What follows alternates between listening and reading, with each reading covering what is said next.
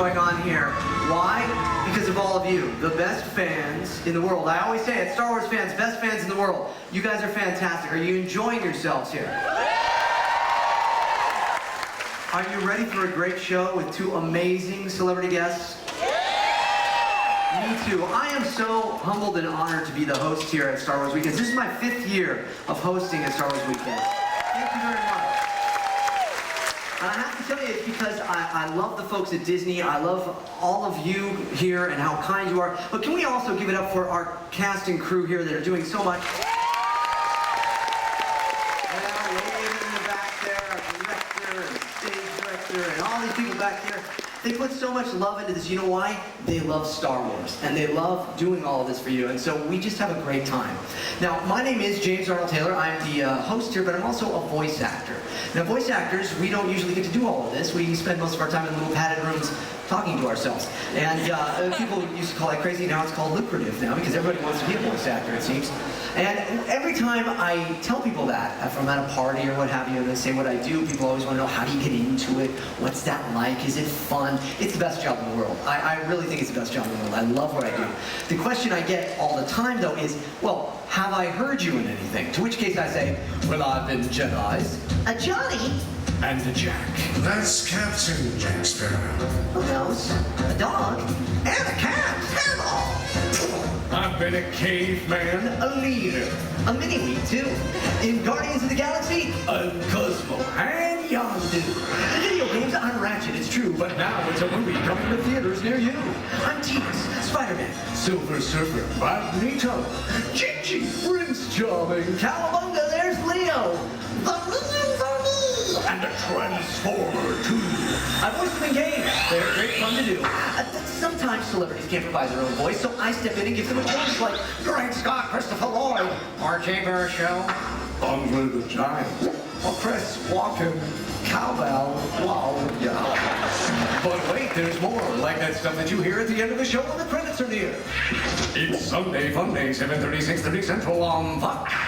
In closing, most of that voice that comes on, it speaks very fast. First he's there, then he's gone. After expires, remember to see store for details. Batteries not included, extra details, that's something required. Yes, he uses only is directed. Yes, it's all a part of the crazy VO that makes up the life of a voiceover Joe.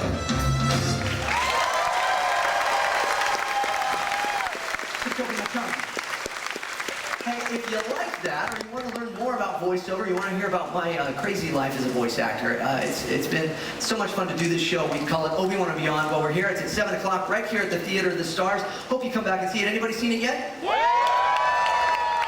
Tell us what's next to you that use the Jedi mind trick, then maybe they'll come back and see us. We've got some fantastic stuff. Frank Oz at 5:15. You don't want to miss that one either, right? But right now, we have two amazing guests and two other amazing guests that couldn't be here but wanted to say hello. Take a look at the screen.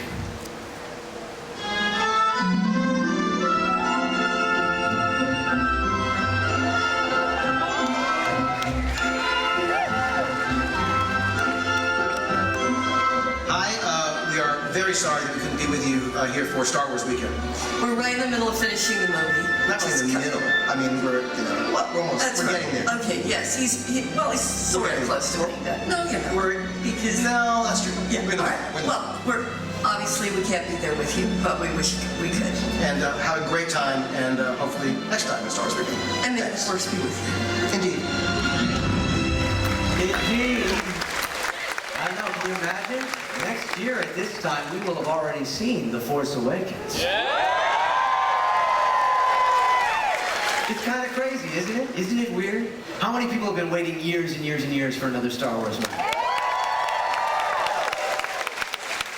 It's exciting. You know, we have somebody that's in that little movie, that Star Wars movie, here today. I think we're excited about that. And we have another amazing man, a Sith, a legend, if you will, a master in martial arts, a fantastic actor, and pretty much one of the nicest people you'll ever meet for playing such a bad guy. Before we bring him out, check him out in action right here.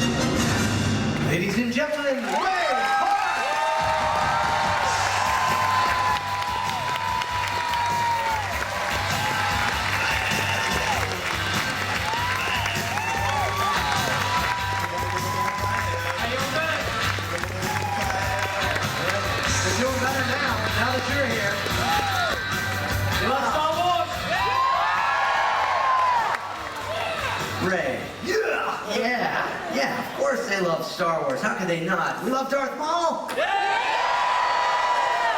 I'll pay you off this. Don't worry, thanks for doing that. No.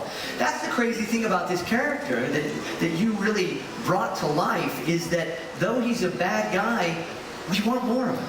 We want to know about this character. He's mysterious. He's crazy talented with the martial arts, just like you. How did this all come about? How did you get this part? Nick Gillard, the stunt coordinator, had heard about what I had done for raiding on Mortal Kombat Annihilation. Uh-huh. Yeah, sure. Yeah. And that was my first movie, my apprenticeship. And I just got back from Thailand, and about 4 weeks later, Nick he called me and said, I heard about you, would you want to come in? And of course, I thought it was to do with stunts. I was going to be doing something on stunts. Because I wasn't a stuntman, I wasn't really an actor, but it was something that I wanted to do, and I just knew through martial arts and gymnastics, I'd be able to And then all of a sudden, you're on the set of something that you and I grew up with, Star Wars. You're on a Star Wars set, and you're the main bad guy. Did you freak out a little? Kind of a little bit in my head. You know, there was a lot of explosions going on in my head at the time. It was just something that I didn't think in a million years that I'd be like on a... I didn't think for one Star Wars was going to, you know, as a kid, I just knew of the original trilogy, 3 Star Wars movies. Yeah, and we were talking about this backstage. Ray and I have known each other for, gosh, I don't even know how many years now.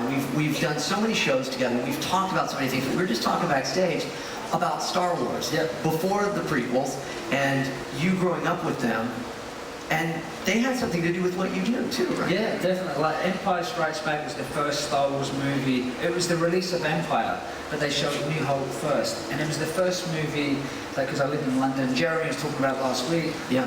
We used to go and see movies in black and white. It was a Saturday matinee. My cousin used to take me, and so Star Wars was the first big, massive movie. Yeah. And seeing Luke training on Dagobah with Yoda. Yeah. With Yoda, and doing the flips with Yoda on his back and handstands, and the whole, it just got me, I was jumping around anyway because I wanted to be like Bruce Lee, but that really cemented it. I wanted to do gymnastics and martial arts afterwards. That is so cool. And then you were talking about like how you had Yoda strapped to you. Yeah, so crazy thing. So I used to teach gymnastics as well in my teens, and I was so blown away. This is how much you believe in the movies, which is great.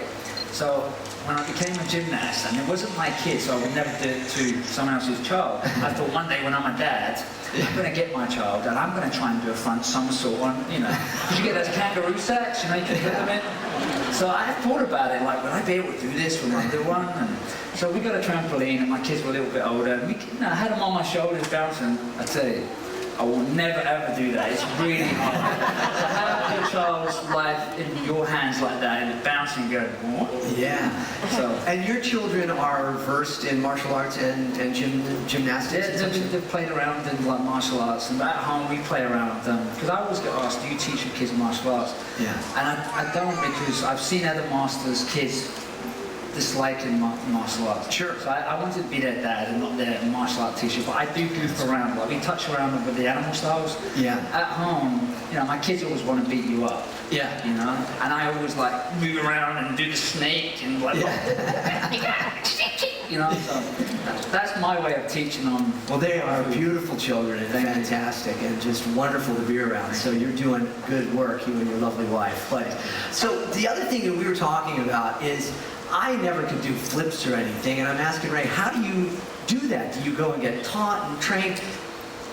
No, you taught yourself how to do this stuff. Yeah, taught myself, and again, because of films and Jackie Chan and Bruce Lee, and I used to talk about it on my visit to the mall. The reason why I wanted to learn monkey was because of the backflips in it. Yeah. So I was so scared of doing flips because of the whole fear of landing on your face. And I always used to tell my gymnasts, don't worry, just land on your face, what's the worst that can happen?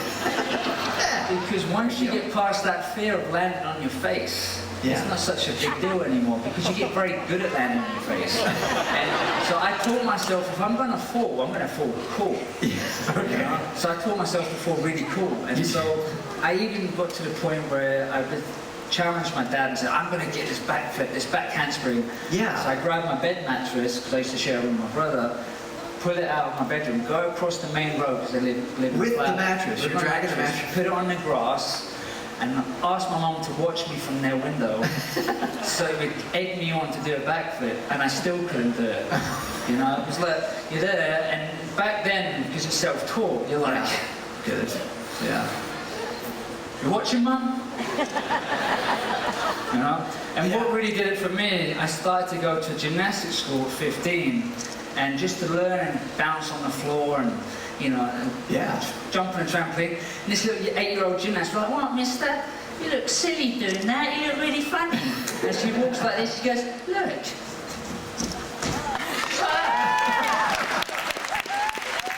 And I felt really silly, I was like, okay. Practice to be a gymnast. Now you do it with such ease. In fact, as Darth Maul, you did it with even more. It's just so amazing to watch. We have some behind the scenes. Let's take a look at you becoming Maul.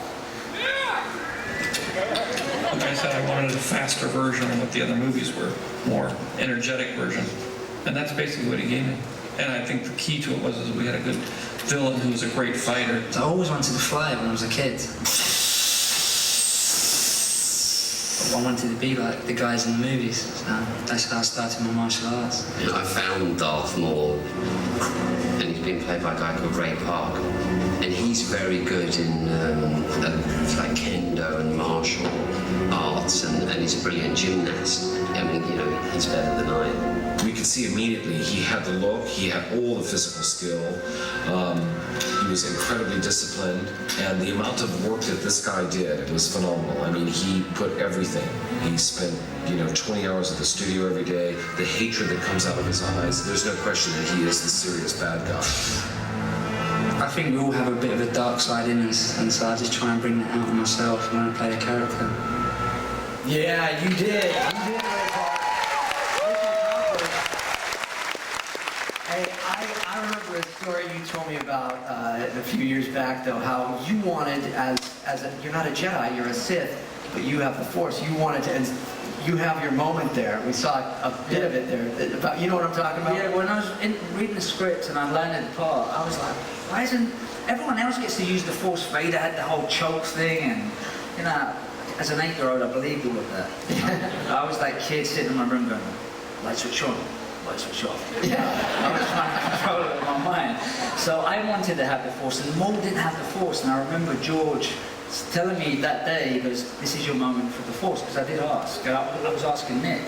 And I remember thinking, he goes, there's a droid there, and I wanted to smash it and open those doors.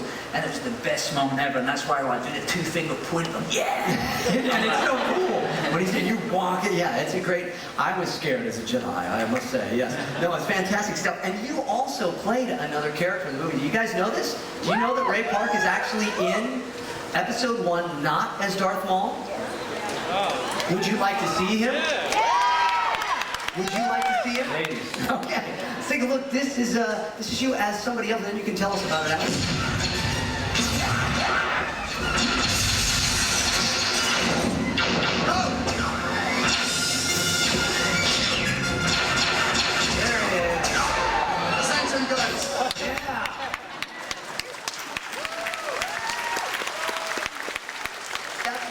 Things about Star Wars. I mean, Jeremy Bullock as well, and Silas Carson and Warwick Davis. So many of the guests here have been able to be other characters in it, sometimes in scenes with yourselves. But how was that? How did that come about? That was, I was on such a buzz from playing Darth Maul. We were rehearsing every day, and then to actually play Darth Maul. We were in the middle of shooting the fights as well.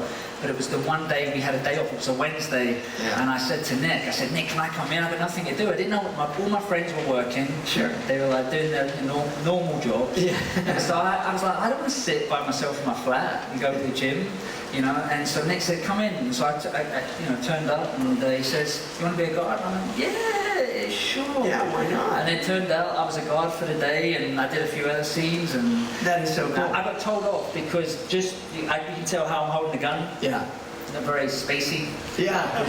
I was, in a way, I wanted to be seen, but not be seen. I didn't want any. It was like, hide yourself, be seen.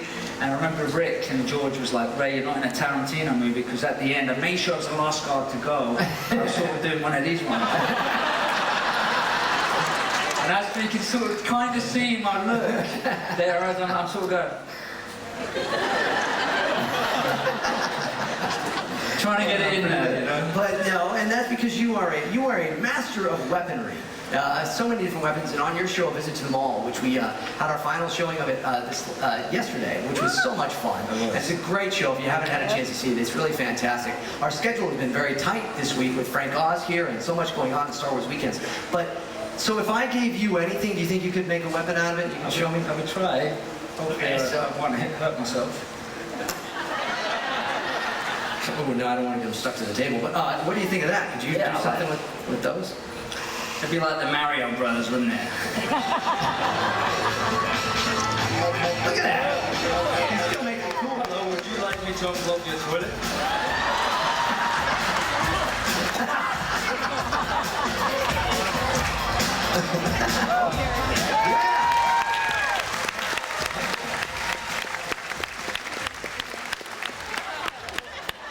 Okay, I have to be careful what I say with this one. Okay. Ninja Maid. Ninja Maid to the rescue. Do you need your house clean? Yes, I will clean. Like he was never there. Here's one. I like that Ninja Maid. Here's one that you're familiar with. How about that? How about that? Yeah.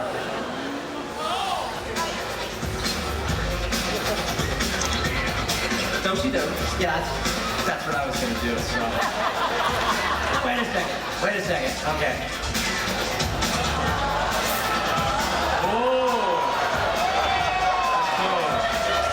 Triple-bladed lightsaber would be awesome. You win. This was made by a cast member here at Star Wars Weekends. Isn't that cool? Look at that. Cool. Yeah. There we go. Whoa! See? I didn't say it was made well. I was getting really excited to show you how to... I have a bad feeling about this. Okay. Here comes tornado rain. This is my Jedi. Okay, that's Ray Park, ladies and gentlemen. Come on. That's pretty cool. That's pretty great. Yeah, that's awesome. Look at that.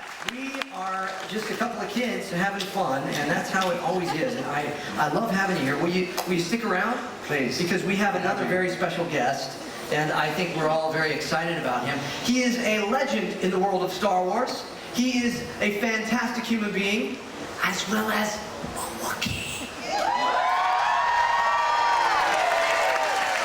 Take a look at the screens.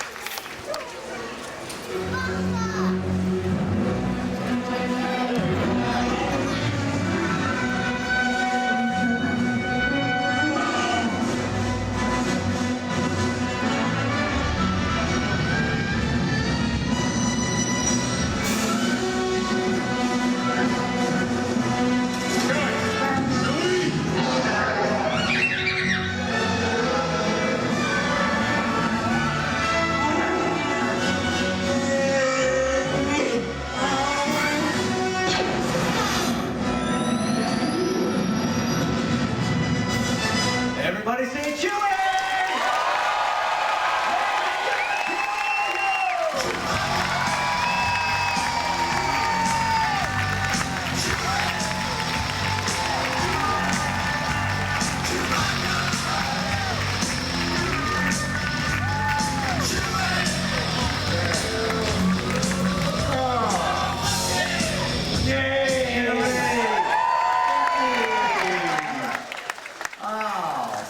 Pleasure to see you, sir.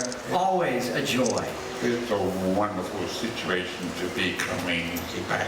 Yet you have been to every Star Wars weekends except for maybe one. Yeah. And always a fan favorite here.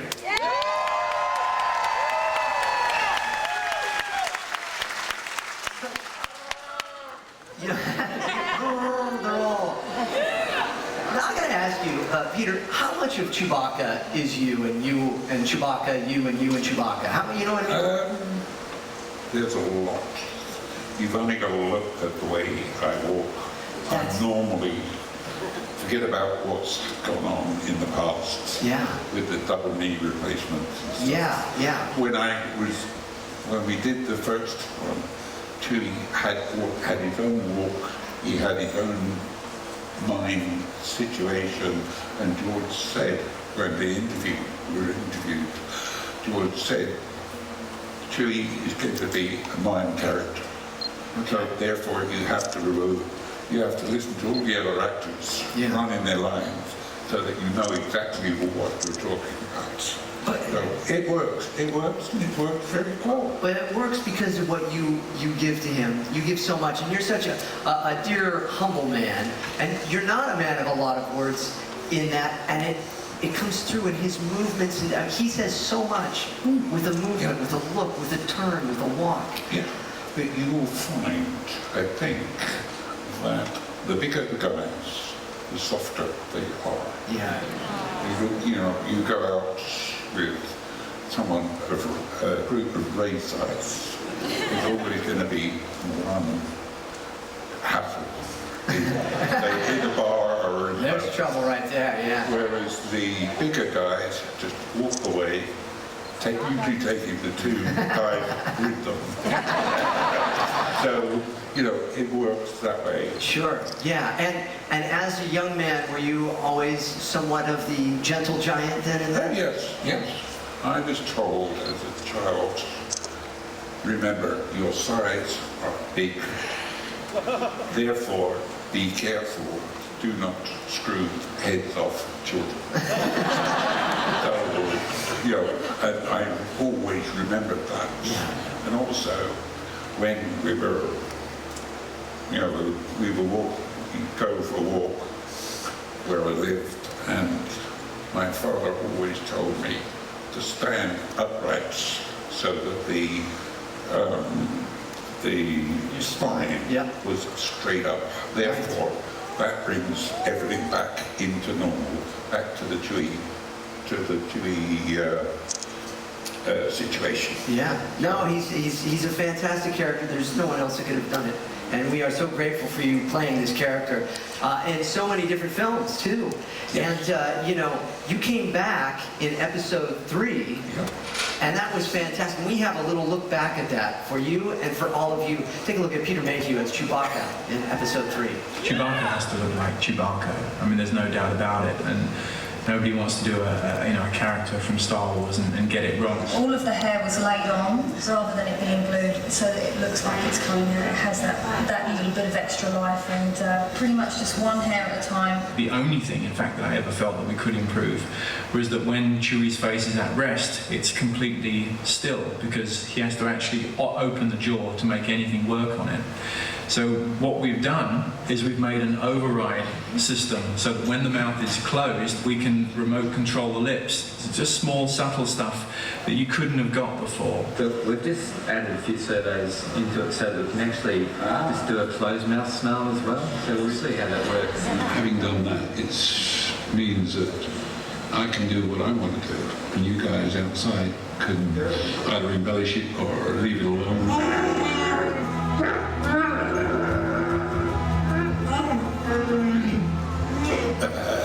Fantastic, isn't it?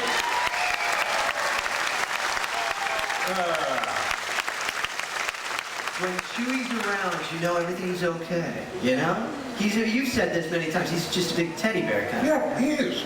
How many people here, throughout the age group, have had either a security blanket or teddy bear? Yeah. Everybody's had one. And I've seen guys coming up at member conventions with baby bikers in leathers. Biker guys? Yeah. Yeah. And with the vest on. And this guy had a tiny Lego Chewie just sticking out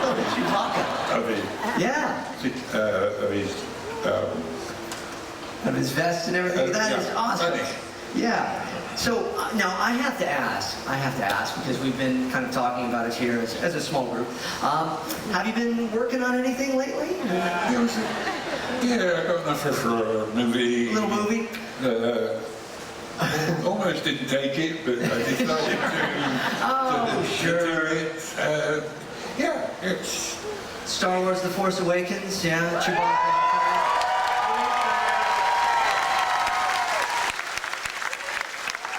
We talked We talked a little bit about this yesterday, about what it's like to get that phone call. Yep. And to know that you're going to go back in the studio to shoot Chewbacca on the things, in the scenes rather. But how was it then seeing Harrison again and Mark and Carrie? Well, it was wonderful because we got the phone call and everything was done, contracts and everything was signed. Little did we know that we were going to be shooting in England. Oh, you didn't know that? Yeah. No. It was, you know, obviously it was a logical thing to do. Right. But, you know, I was dreaming Hollywood and this sort of stuff. But they said, no, we're going to use Shepperton, which was one of the original scenes. Shepperton was one of the studios you shot? Yeah. Where Four was shot, Empire was shot. Oh, okay. The big hangar scene was in... Yeah, like we got it right there. Where they built that. And so we go over there, survive the journey, even in Falcon. It's as quick as anything. The Falcon is a fast ship. Yeah. Fast ship? Okay. Kessel Run? Yeah. So we get there and we settle in and everything. There's phone calls from JJ or Kathleen. And you were saying what a dream it was to work with JJ because he's just such a great filmmaker, but has such a love for this. And they said, right, we are having a reading, script reading. Sure. Then we'll go out to dinner. Oh, nice. I thought, screw the script reading. I'm going out to dinner. But no, we turned up, met everybody. You know, I don't know whether you got a picture, but there's... We had the one, and we were showing it as you were chatting of everybody there. And there you got to meet everybody. Yep. And we've had so many of these folks now at Celebration. If you were at Star Wars Celebration, you got to see some of them in action. And Kathleen Kennedy, again, who we just saw earlier on the video. They're all there. All very excited about this. And Mark did the narration. Yeah. Oh, he did. That was fabulous. Oh, that's fantastic. Yeah. Well, Mark Hamill is no slouch when it comes to voiceover and to reading things and just He a read it, fantastic. and everybody just followed it. Oh, you that's know, it was one of those. And you always had, on the set of the original 3 films, you and Carrie Fisher always had a great connection. She loved Chewbacca. Oh, yeah. I love her. But don't spread that around. Carrie is a character. I've had the great pleasure of interviewing her several times. I don't know if anybody's ever seen those, but we end with her giving me a spanking to grabbing and tackling me on stage. She is a wild spirit. Yep. That Princess Leia. And we love her and think the world of her. So I know that, there was always a great time. So I was trying to think, gosh, there's so much love for Star Wars. There's so much love for Chewbacca. And there's so much excitement for The Force Awakens. How could we actually top all of you on stage here? And that was, how about if we take a look at that trailer one more time? Anybody? But here's the coolest thing. You're watching it with Peter Mayhew. Take a look. And Ray, take a look. You only have seen it one other time. Enjoyed it. My second time.